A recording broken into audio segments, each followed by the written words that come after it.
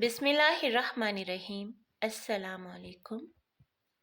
ये कहानी है एक ऐसे शख्स की जो सुकून की तलाश में था। देखते हैं उसको सुकून कैसे मिला। इस दुनिया में हर आदमी सुकून की तलाश में है।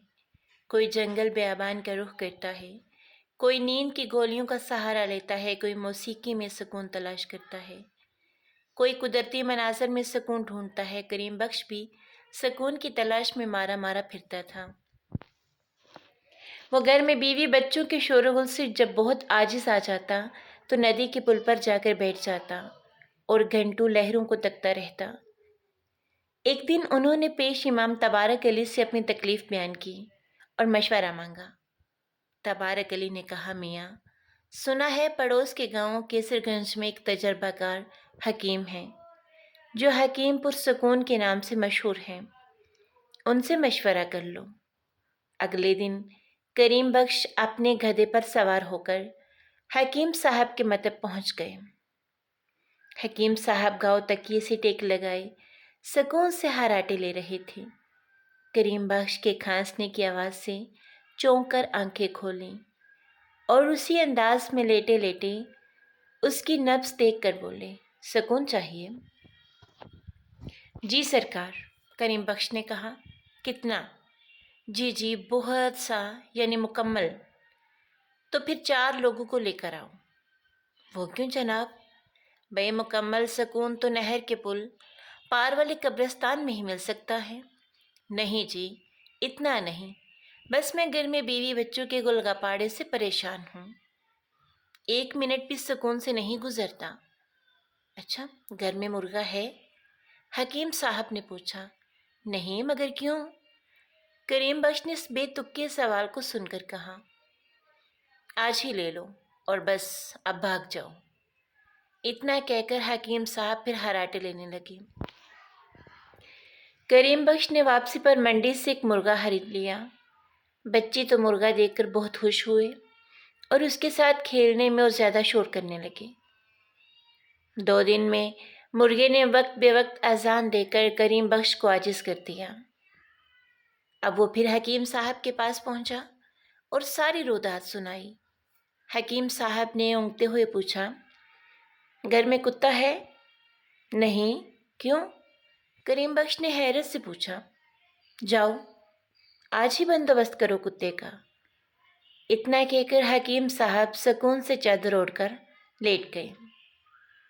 गरीब करीम बख्श ने सुलेमान पहलवान से एक कुत्ता खरीदा और घर चल दिया।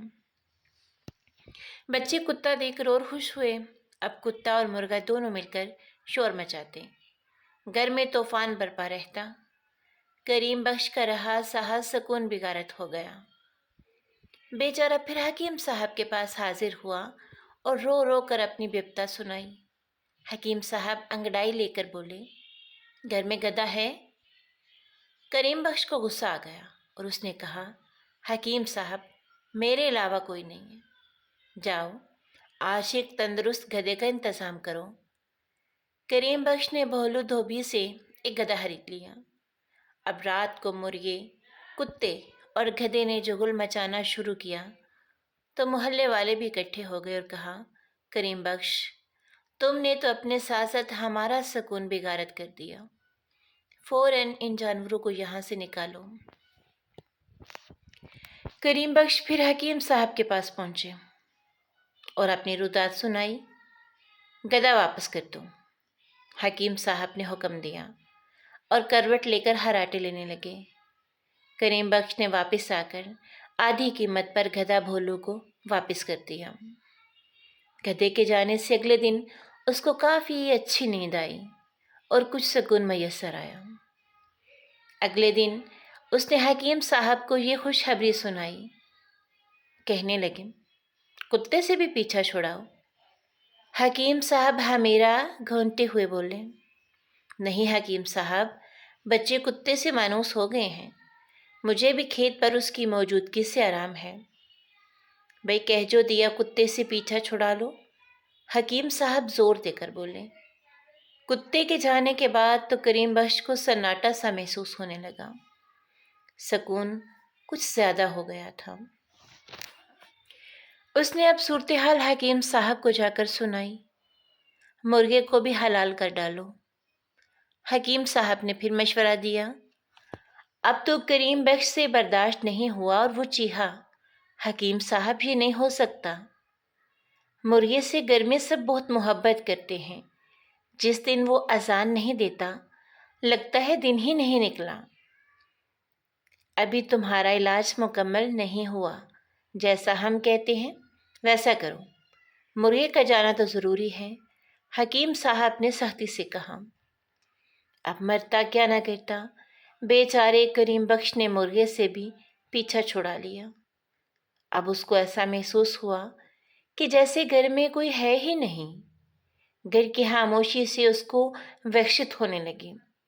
उसने सोचा क्या इलाज खत्म हो गया, आखिरी बार हकीम साहब से मिल ले। इस बार हकीम साहब बहुत तरोताज़ा, सफ़ेद शेरवानी और महमल की स्याह टोपी सर पर सजाई, बहुत खुश चांदनी पर बैठे थे। जब करीम बख्श ने घर के पुरसकून हालात से आगाह किया तो हकीम साहब ने मुस्कुरा कर कहा, अब तुम एक आखिरी काम और कर लो। वो ये है कि बीवी को बच्चों के साथ मैके भेज दो, उनसे भी पीछा छुड़ाओ। ये सुनकर तो करीम बख्श गुस्से को बर्दाश्त न कर सका। उसने चीख कर कहा, हकीम साहब, अब तक मैं आपके लिहाज में कुछ नहीं बोला, लेकिन अब तो आपने बेतुके मशवरों की हद कर दी है। मैं हरगिज़ अपने बीवी बच्चों के बगैर नहीं रह सकता। सारा सुकून और खुशियाँ उन्हीं की दम से तो हैं। अगर एक दिन के लिए बीवी बच्चे चले जाते हैं तो मुझे घर की खामोशी काटने को दौड़ती है। अब मेरे घर में मुकम्मल सुकून है। अब मैं आपके किसी मशवरे पर अमल नहीं करूँगा। ये सुनकर हकीम साहब ने करीम बख्श को अपने करीब आने का इशारा किया। फिर उसके सर पर शफकत से हाथ फेर कर कहा, करीम बख्श, मेरी तमाम बातें तुम्हारे इलाज का हिस्सा थीं। तुम्हें इस हकीकत का एहसास ही नहीं था कि सुकून इंसान के अंदर होता है। जो इंसान अपने अंदर सुकून तलाश करता है वही ज़िंदगी में कामयाब और मुतमईन रहता है। जाओ अब अपने बच्चों के साथ सुकून और आराम से ज़िंदगी बसर करो। और वाकई सुकून, खुशी, गम हर चीज़ इंसान के अपने अंदर ही होती है। अगर आपको सुकून चाहिए तो अपने अंदर तलाश करो। वैसे भी जब इंसान अंदर से दिल से खुश होता है तो उसे हर चीज़ अच्छी महसूस होती है।